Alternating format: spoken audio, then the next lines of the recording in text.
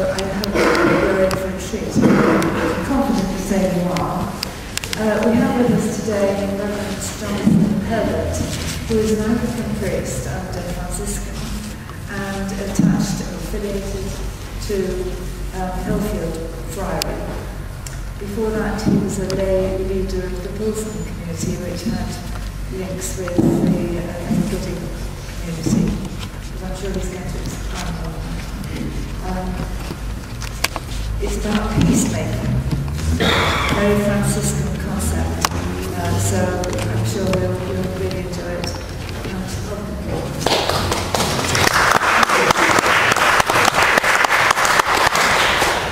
Can you hear me okay? Good. That bit of the technology is working. May the Lord give you peace. What Francis instructed his brothers to say whenever they met anybody. The first Franciscan greeting. May the Lord give you peace. So may He give us peace and stimulate us in this time.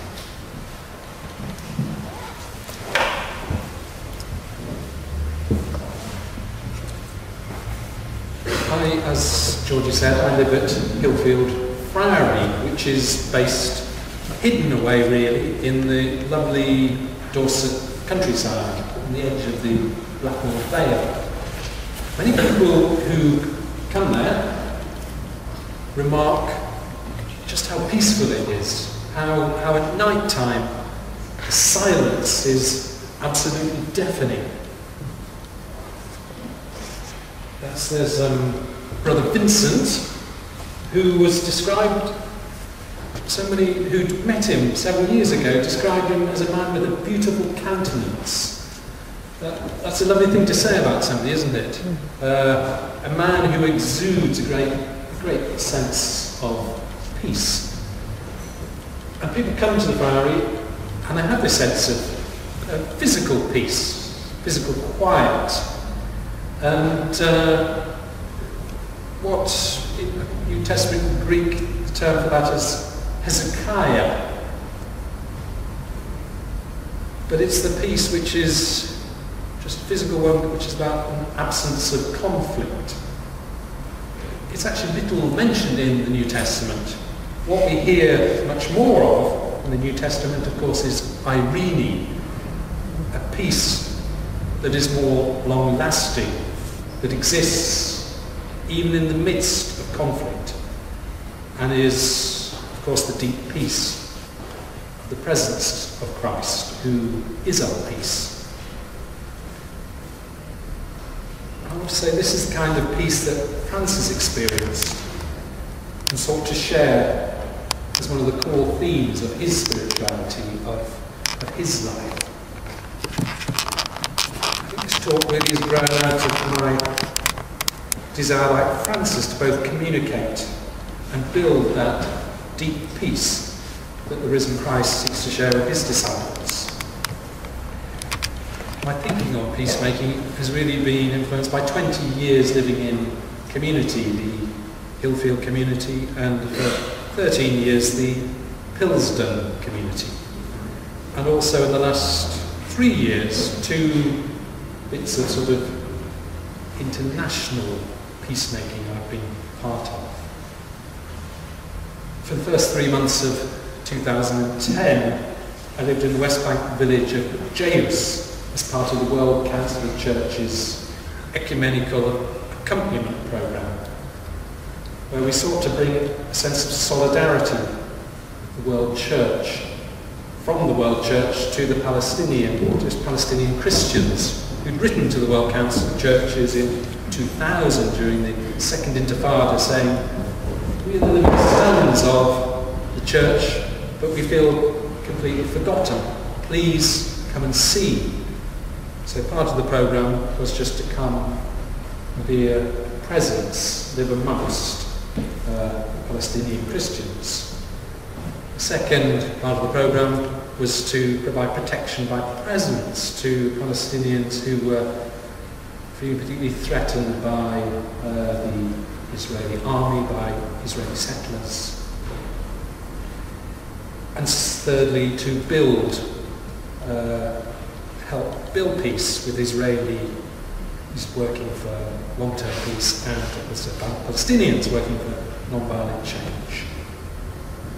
Then in 2011 and 2012, I lived in a hut in northeast Uganda as part of the Christian International Peace Service's work in northeast Uganda, which has been going on for over 20 years now, and has been working in the border region between the Iteso people, who are traditionally farmers, arabalists, and the Karamojong people, who are nomadic pastoralists. And how often do we see that conflict in the world? It's of course a conflict as old as Cain and Abel.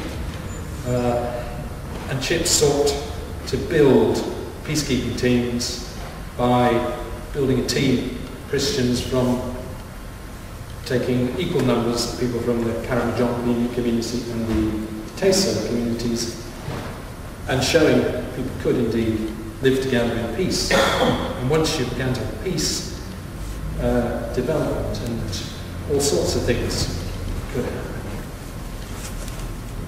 I'd like today to explore three themes really, which I hope will show how Franciscan spirituality can inform and inspire peacemaking, and how it continues to certainly inspire me. The first of the three things really are that, firstly, war, in however it is worked out, always seems to traumatize people and has a huge, spins out the trauma and the pain for people. Secondly, key ingredient of Franciscan peacemaking, Franciscan spirituality, of course, is Francis's call to humility. And the third thing, again, core part of Franciscan spirituality, is reaching out to the other, befriending the stranger, the one who is different, befriending the enemy. So to begin, war is traumatic. While I lived at the Pilsden community, where we had a life, copying the life of the Little Gidding community in Huntingdonshire in the 17th century. You'll be familiar with T.S. Eliot's poem, The Four Quartets, and of course one of the four quartets is Little Gidding. And Pilsden was a 20th century attempt to remodel the life of Little Gidding. It was founded in 1958 and had a threefold life, like Little Gidding: prayer, simple manual work, and the welcome of visitors. And many of the visitors we welcomed were people who'd experienced trauma, quite a number of people who'd been in the armed forces. There was a young man staying with us who'd been served 3 tours of duty in Afghanistan, and then had been discharged from the army as a result of post-traumatic stress disorder. I remember one afternoon chopping wood with him. Work is often a tremendous way of reintegrating people back into society, bringing people back to their sense of well-being. And we're having a lovely, companionable time, splitting wood and chatting away, joking away. And then suddenly a Royal Navy helicopter came over on a test flight from the Yeovilton Air Base. And suddenly he was on the ground, crouched in a ball, shaking. He just suddenly came home to me, and with the rest of his behaviour, just how traumatic war is, the results of it.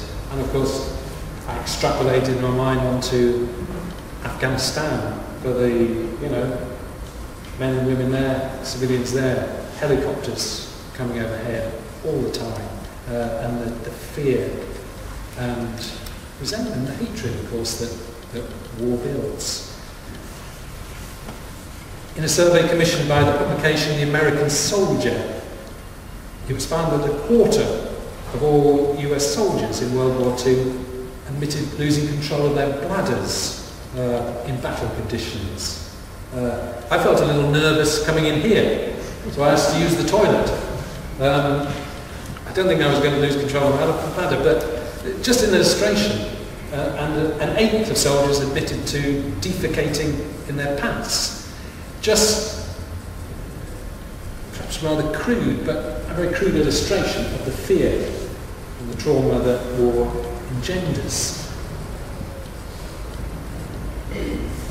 Ecumenical programme Peace. And I just wanted to show you this slide.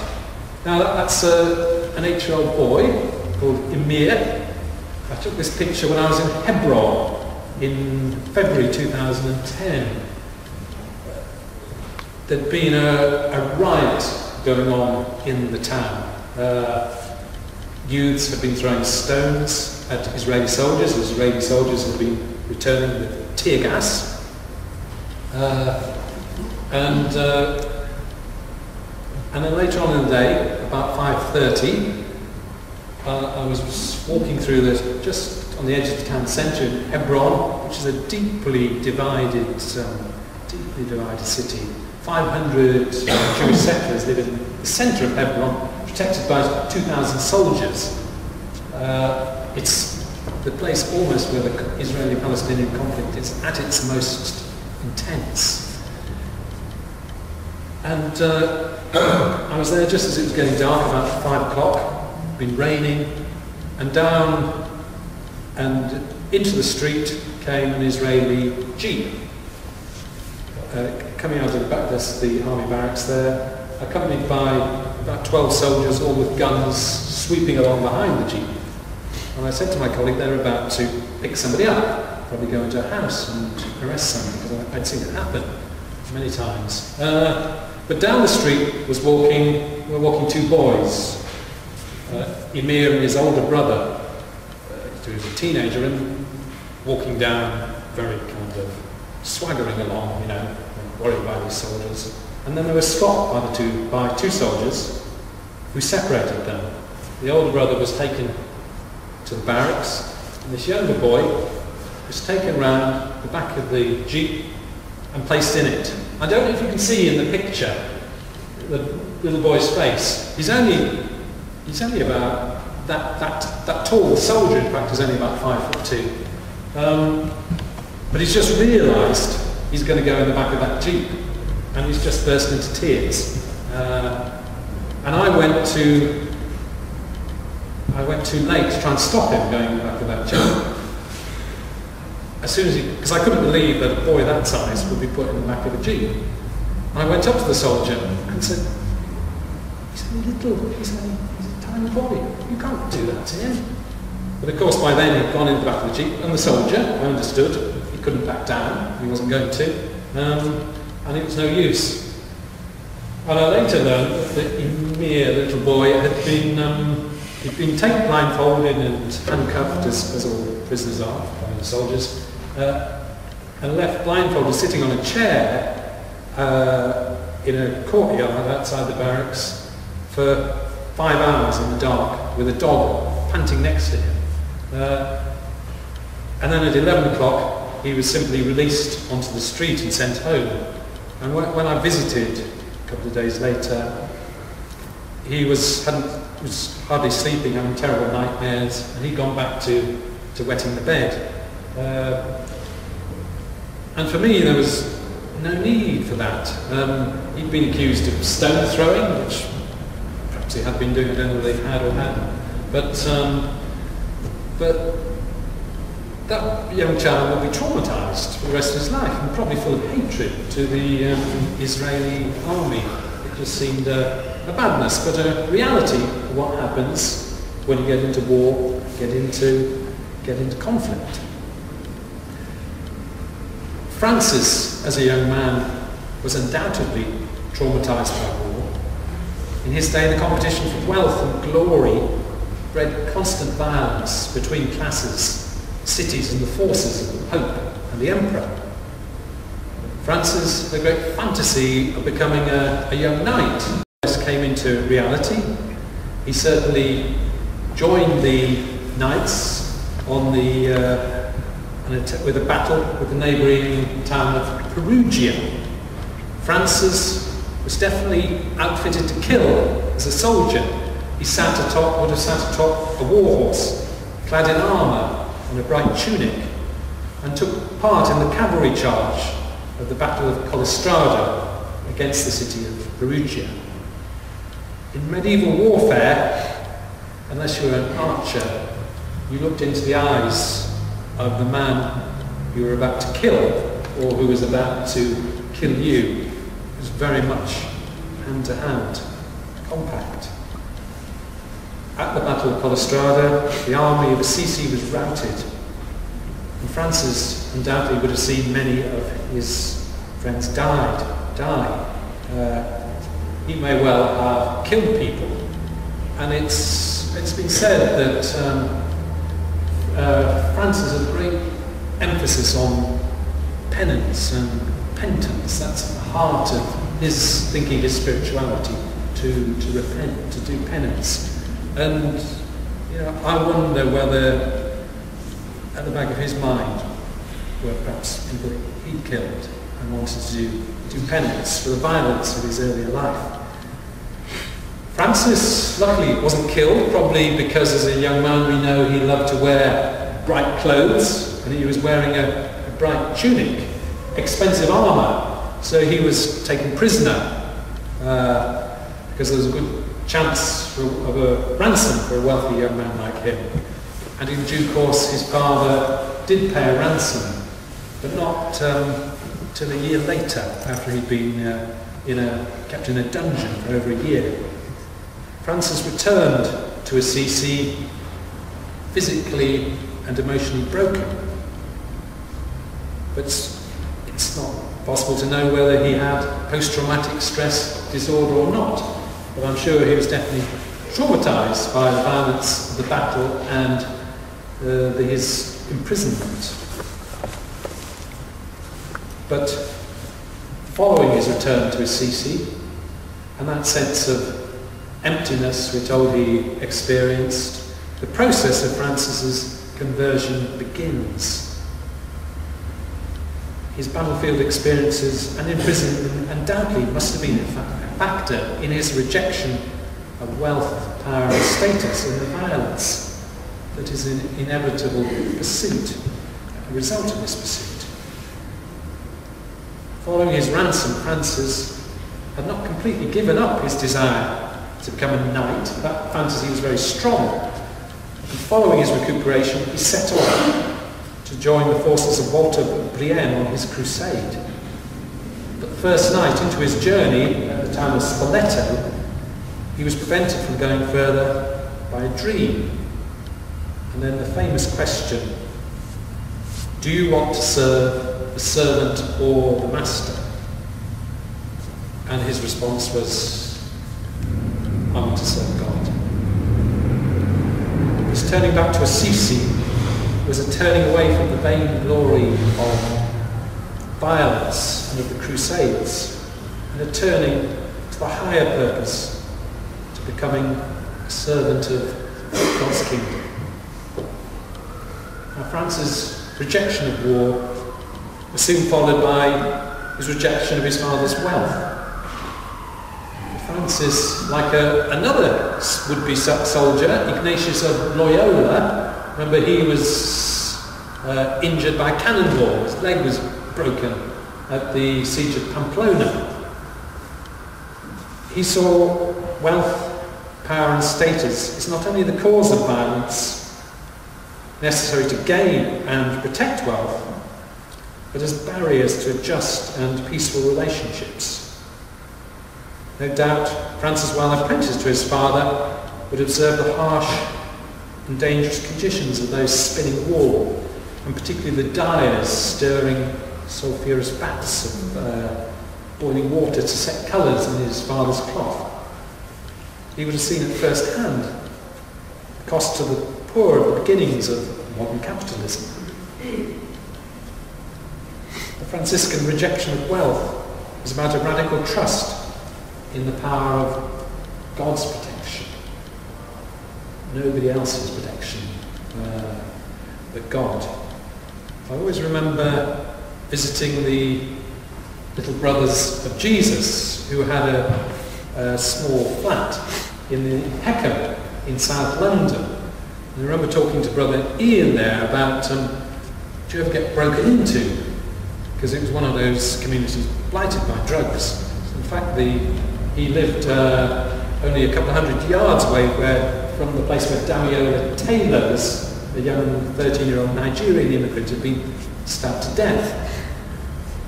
And he said, no, he just laughed at me and said, we never get broken into.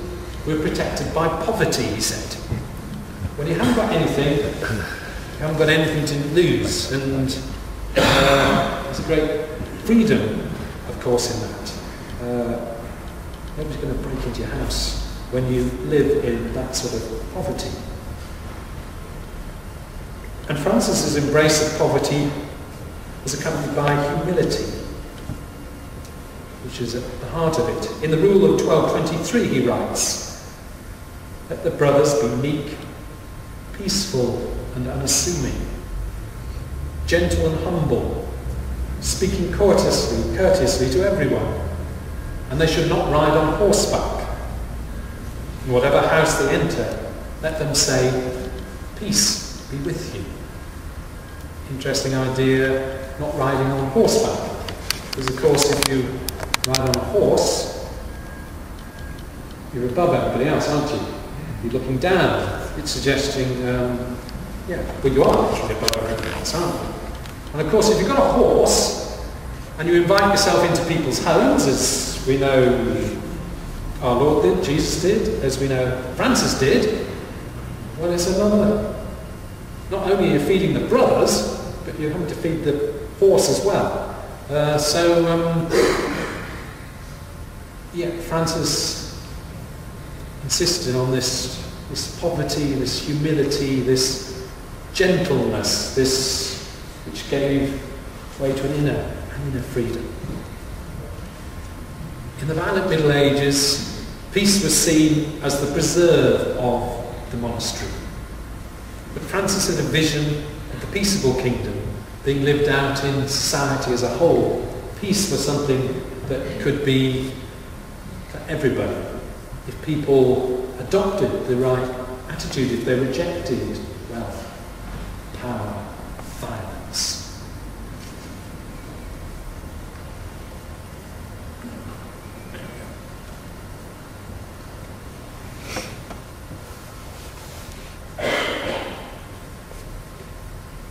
Now, and humility is something I think I learnt about a bit more in Uganda. This is a photograph taken, and you just see the bits of grass which are above the door of my mud hut I lived in northeast Uganda, while working for the Christian International Peace Service. And every time I went into my hut or came out of it for the first 2 weeks, particularly if I was feeling particularly enthusiastic about something, I'd bang my head on the doorpost, because the door of the hut was only about that height. And of course, 20 years ago it wouldn't have mattered because I had a lovely bushy hair, but the old bald spot doesn't protect you anymore. Anyway, one morning our Peacemaking team always used to begin the day with singing, prayers and a Bible study. One morning I began the Bible study by talking about humility, telling the team about how if you were to go to Bethlehem, to the Church of the Holy Nativity, what would you have to do? You have to bow down to go through the door, don't you? Because it's very, very low. And it's a wonderful illustration of how God comes to us in Jesus Christ in great humility. And it's a constant theme of Francis's writing, how God comes to us in poverty and great humility. And as I was telling this story, Luca, who's the man in the middle there.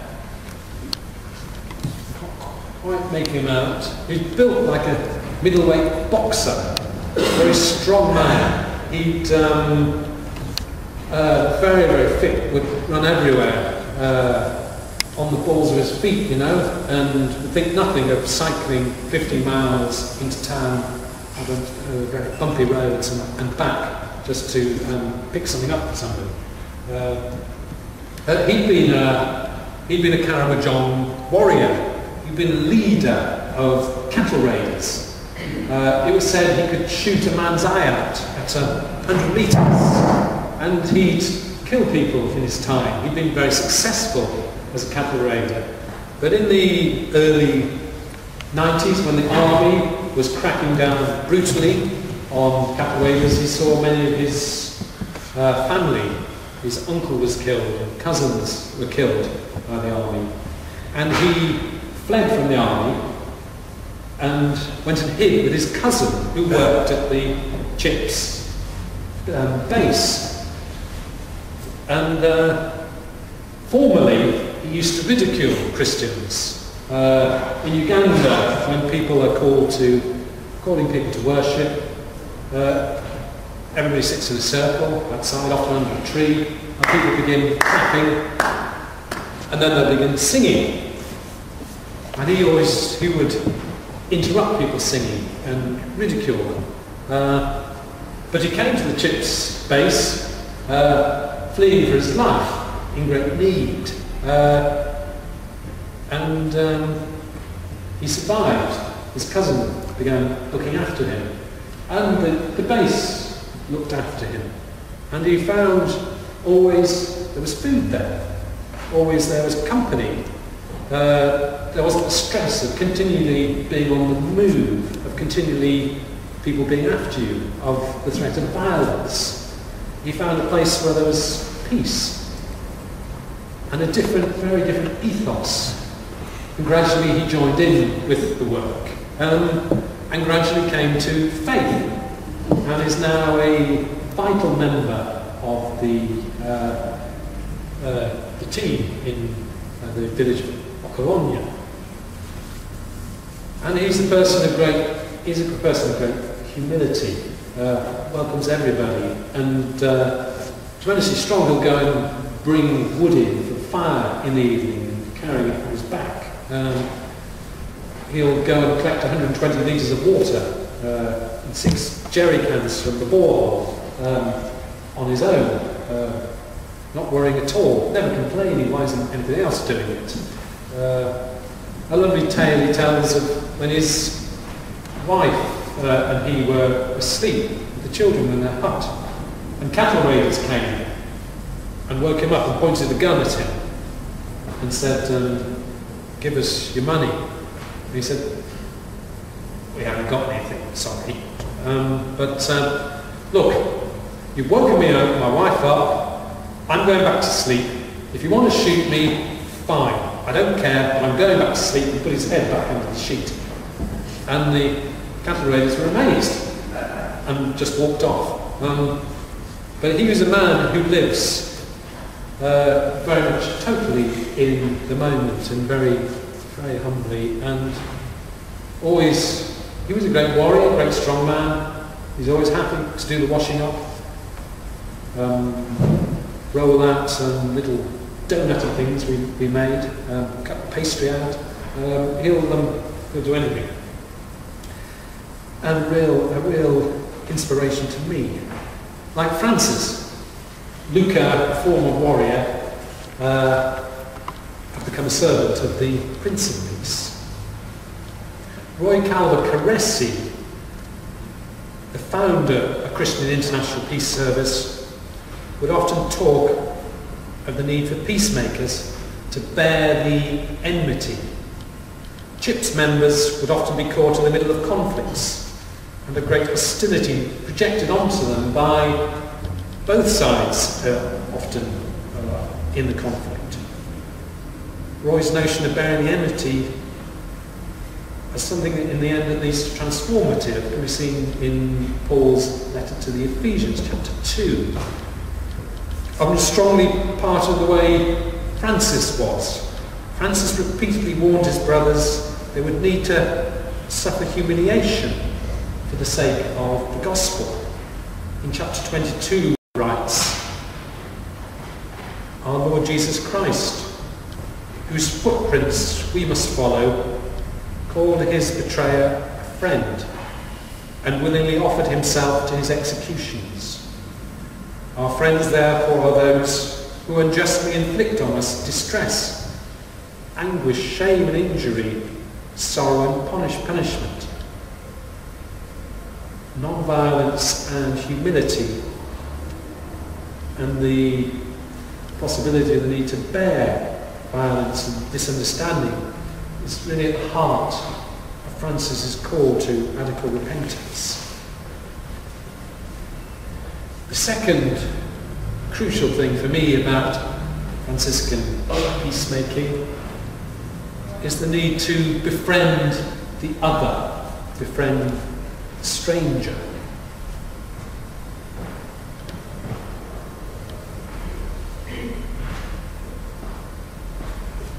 In the West Bank village of Giles, where I was with the World Council of Churches Ecumenical Accompaniment Programme, our small team of 4 international peacemakers lived in the house of Abu Assam, who was the head of the largest family in the village. He was a man typical of Palestinian people. This is Abu Assam. Hugely generous. He's a very big man physically. I think he looks a bit like Marlon Brando. Remember the older Marlon Brando in The Godfather? Good-looking man. Unlike Marlon Brando in The Godfather, he's still got his wits about him, full of energy. It was said in his youth, whenever somebody needed to change a tractor wheel, he'd just lift the tractor up until they changed the wheel. A very well-educated man.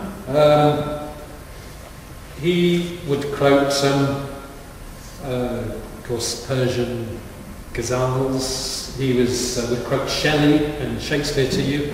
In fact, he engaged in a debate at the Oxford Union and told, I think something like the occupation of Palestine is illegal under international discuss. And he said, I won, hands down, he said. And I believe he probably did, because he was a tremendous speaker.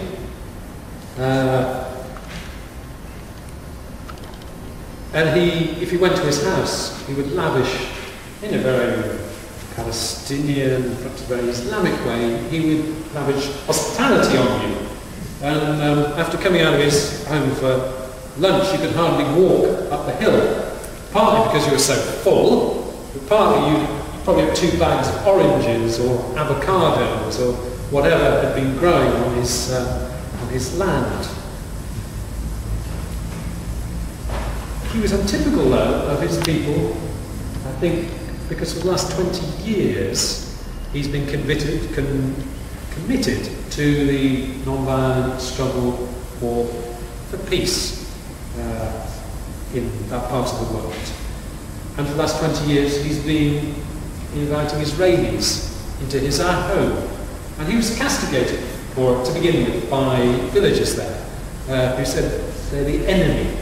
How can you invite them into your home? But he persisted. And gradually people in the village came to understand, actually these Israelis who come to us are people like us. They also want to seek peace. And friendships began to grow, not only between Abu Assam, but other people in the village. And people became quite open to people studying. And that hospitality was extended to all. Abu Assam said he always suffered when he heard of the death of an Israeli soldier. And he said, I'm a father too. And that soldier has a father and a mother too. And they will be suffering. He loved to talk to Israelis. He loved to argue for peace and sought through friendship to build peace and overcome the stereotypes of that all Israelis are brutal soldiers, and also that all Palestinians are terrorists. In the tradition of Francis, such a turning of the enemy into a friend occurs in the allegorical story of the wolf of Gubbio. Of course, the wolf has been terrifying and killing townspeople, but Francis goes out without weapons, of course, empty-handed, to meet the wolf, not with violence, but rather friendship, and seeking to understand the wolf. And he says to the wolf, "I know that whatever you did was because of the urge of hunger." He then calls townspeople to repentance for failing to love their enemy, the wolf.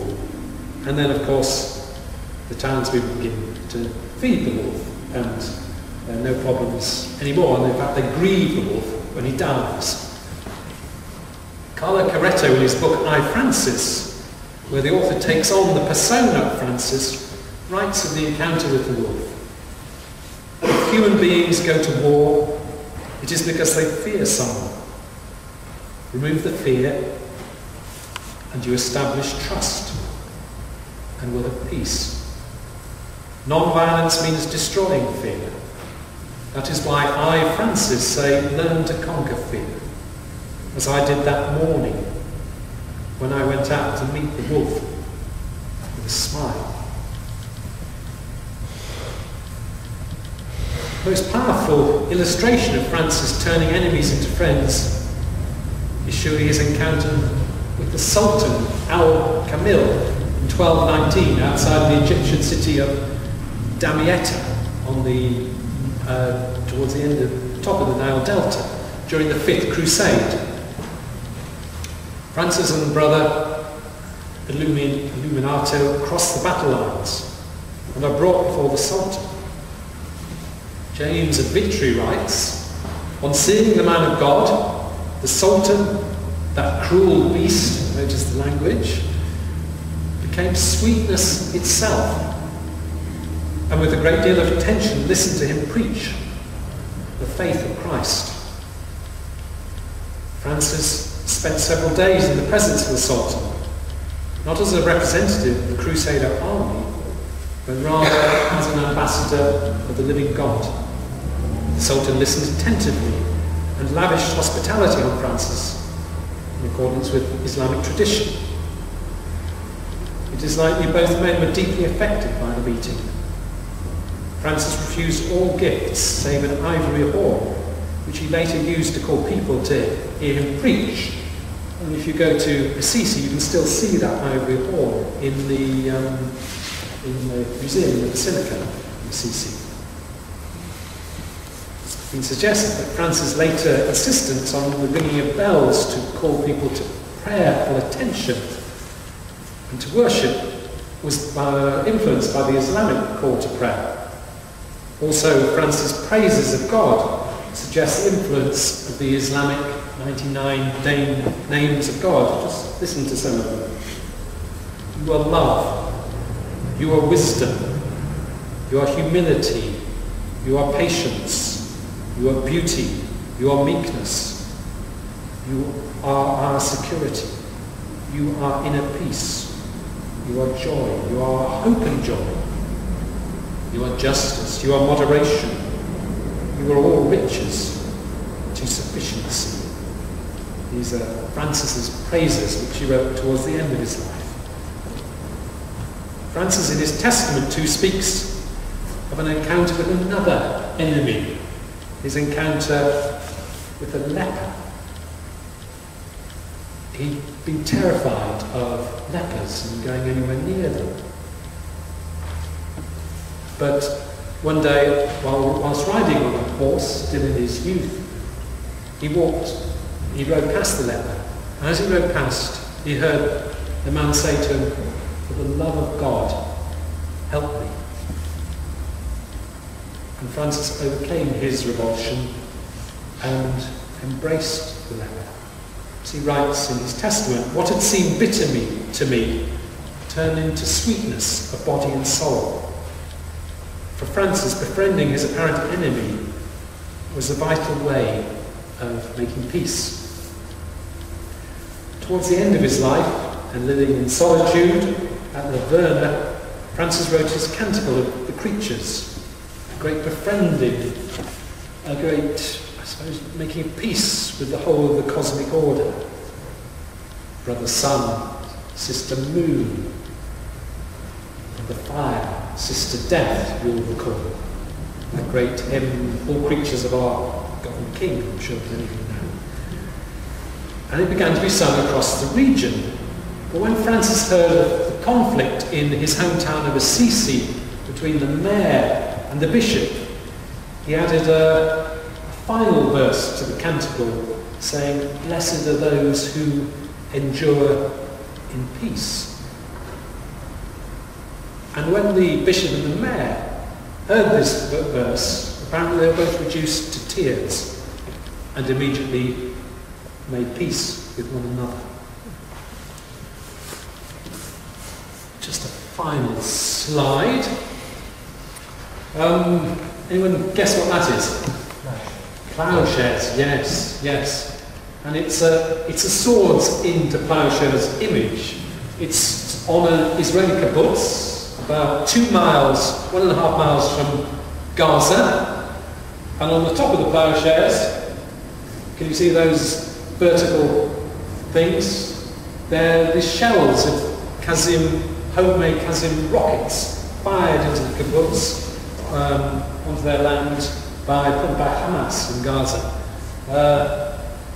But that particular kibbutz used to have people from Gaza working there, and is still in contact with through the telephone, through friends they have there. And at the gate of their kibbutz, they have a vision for peace. Maybe it's rockets and missiles into ploughshares now. And of course that's the image of Isaiah, isn't it? Swords into ploughshares. So to conclude, in today's world, where the enemy is so quickly demonised, where the only security is thought to be in having material possessions, financial security, expensive defence systems, the spirituality of Francis, with his emphasis on the kinship of all people, the need to befriend one another, overcome our fears and prejudice, and the primacy of humility as a starting point for that process, is a way in which life-giving relationships and peace can be built in our world and in our own lives. So, thank you very much. And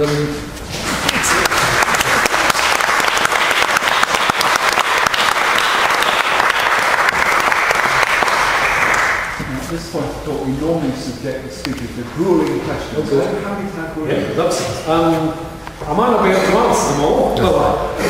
Anyone like to ask a question?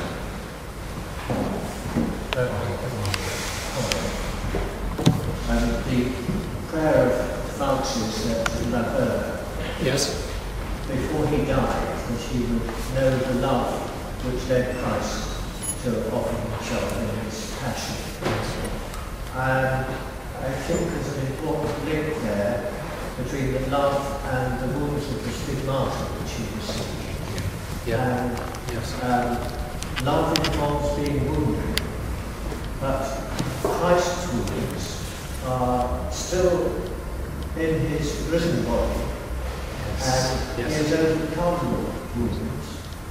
I'm not very clear how it all fits together, but I see a relationship between wounds and love and Christ's risen body as an inspiration for our prayers. It's a bit of a mystery, isn't it? The wounds of the risen Christ. He comes still bearing his wounds, as if to say that they're transformed somehow, but they're still there. And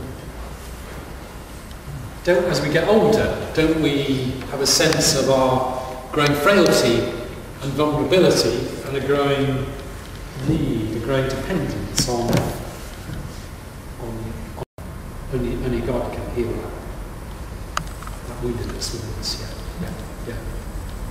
us. But so much of our world is about not showing weakness, isn't it? Being confident, being in control, and that's disastrous, I think. I think Francis saw that.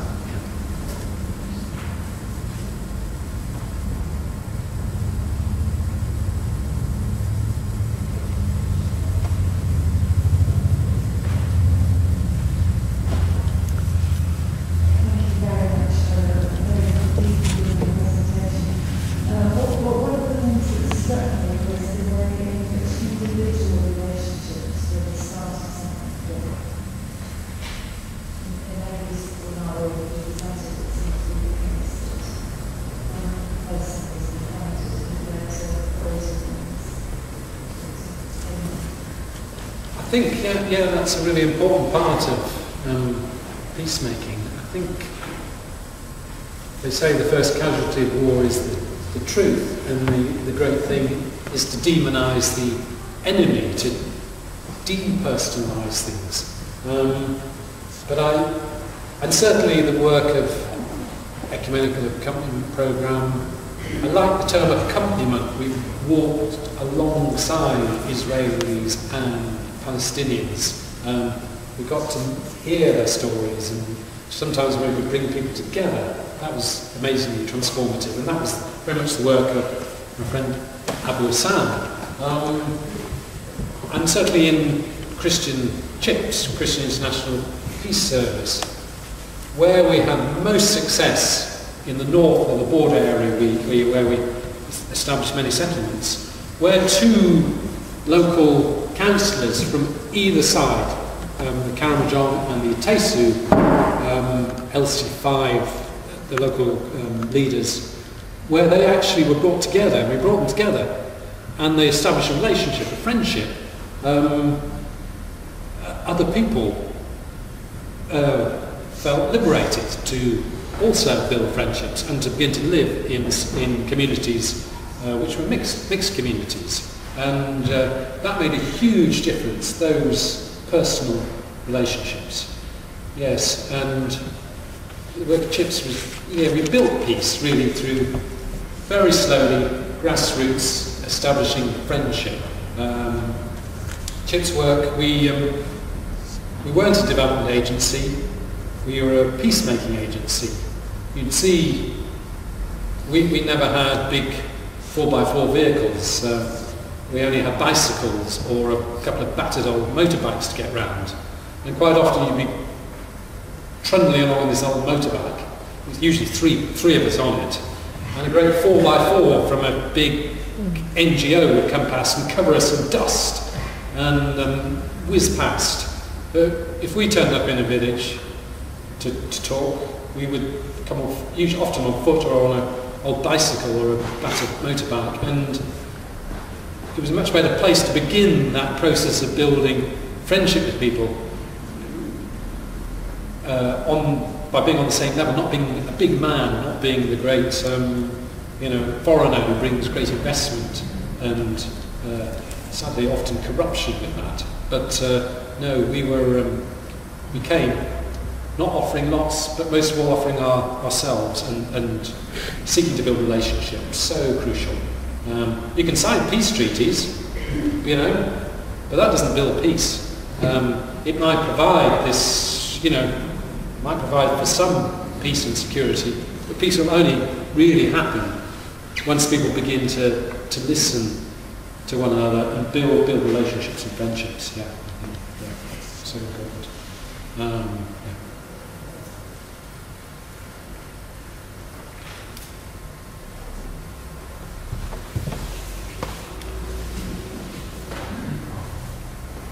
Do you think these peacemaking initiatives get enough media coverage on the day of local elections, it all seems to be anti this, anti that.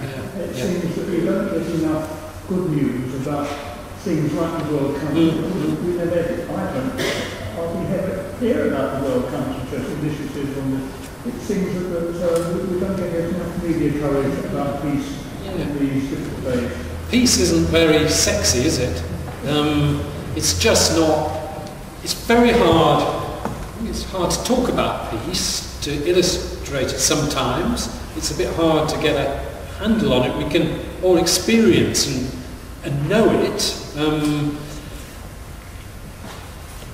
I remember when I came back from Israel-Palestine trying to get some press coverage. And I knew the only way I was going to get press coverage if I slightly sensationalised my time there and talked about being in the middle of a riot or being at gunpoint that really wasn't how I wanted to do it. But it was the only thing the press were interested in. And then you could, or if you had a good picture, then you could begin to say what you wanted to say. But always the headline was about drama. And peace really isn't about drama. It's about quietly building sustainable relationships. And that was the beauty of the CHIPS work. There was a commitment to be there, and the organisation had been in Uganda 20 years, and slowly trust really has been built up.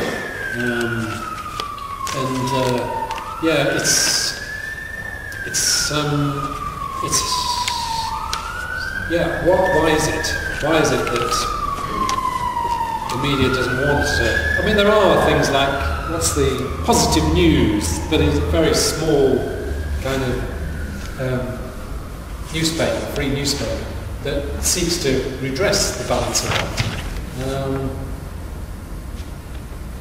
And on the news we might get a little snippet of good news about the royal family or something, or a funny little story every now and again, but no, we don't hear about, very courageous people seeking to build peace, or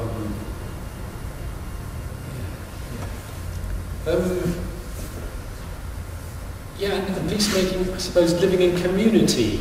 I've learnt a lot about peacemaking and how to handle conflict, and those sort of conflicts are some of the most those difficult things. Can I just show you a slide?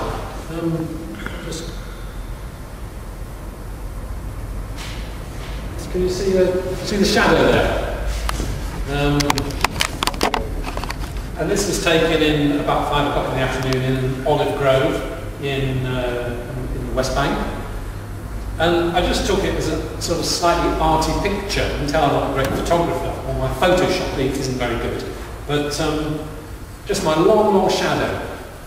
And this picture really helped me when I came back from Israel-Palestine, because before I went out, I suppose I'm the mediator type of person. I'm naturally, I think, a peacemaker. I can hear both sides of a story. And I came back from Israel-Palestine, and I was just crossing Westminster Bridge in London, and in front of me was an Orthodox Jewish couple with his kippah on, 2 children and a pram, and his wife, and I felt this complete revulsion towards the man. I didn't even want to touch him, go near him. I had to step around him. It was I was absolutely shocked by my feelings, and I knew it was all projection. And the thing that I'd sworn would never happen to me was that I would become polarised, and I'd become very pro-Israeli or very pro-Palestinian, which is so often what happens over that conflict. And I was deeply shocked, and I had to go away. And it took me about a week to kind of process these feelings. And the thing that helped me was that picture of the shadow. And of course I thought about the shadow that hangs over the present state of Israel. 3,000 years of persecution of Jews, 2,000 years of persecution by the Christian church, and of course the great shadow of the Holocaust. And then I thought about, my own shadow, my own prejudices, because we all have them, don't we? And living in community doesn't have to bring them out. If you've got to live with people and, all the time and every meal sit down by somebody you don't particularly have a lot in common with, you can't really psychologically afford to be in conflict with people and ignore it. Otherwise it blows up, or you go around keeping it in and resenting people. So I've learnt really to try and look at, what are my enemies? I think the Dalai Lama says your enemy is your greatest teacher. And through befriending the people I have difficulty with, who press my buttons, I find a much deeper compassion for them. When I actually go and talk to them and meet them and ask them, perhaps challenge them sometimes about their behaviour or get to know them a little better, my prejudices just dissolve. They just dissolve. And I'm sure that's what Francis was about. That's what Francis was really about. When he said, "May the Lord give you peace," he was praying for that kind of peace to come, that kind of understanding between people to come on a very personal level. But of course, that then grows and grows, and is transformative for the whole of society. Sorry, that was a bit of an excursion, but I hope it was useful. I think we're nearly there, are we? Yeah, given that it is now 1:30, shall we give him a round of applause and say thank you very much for coming.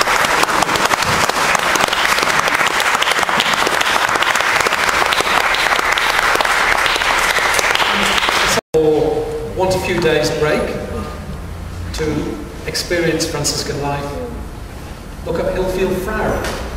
It's on the website Hilfield Friary. Hilfield community, I think. Fascinating, lovely place. Very peaceful place. There's a basket at the back for donations. And can we just end with the Easter message? Go in the peace of Christ. Alleluia, alleluia. Thanks. Thanks be to God. Hallelujah, hallelujah. God bless you.